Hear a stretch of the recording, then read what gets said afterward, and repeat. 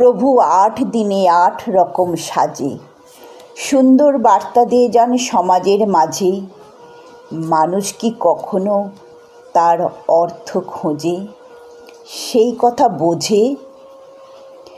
ধনী দরিদ্র, রাজা প্রজা, সকলের রূপেই তিনি সাজেন। বোঝাতে চান সকল মানুষের হৃদয়ে তিনি আছেন। মানুষ হাত জোর করেন প্রভুর দর্শন। ফুল মিষ্টি ধূপ ধুনো আরতিতে স্বর্গ মন্দির প্রাঙ্গণ। পাগলটা থাকে শুয়ে মন্দিরের এক কোণে অবহেলায়।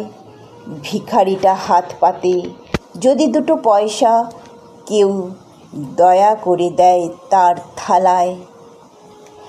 হাজারো মানুষের ভিড় জমেছে মেলায়, তবুও মনুষ্যত্বের ভগবান পড়ে আছে অবহেলায়। প্রভু তুমি বুঝিয়ে দাও, অন্তর্যামী তুমি আছো সকলের অন্তরের মাঝে। মানুষ তোমায় বৃথাই বাহিরে খোঁজে।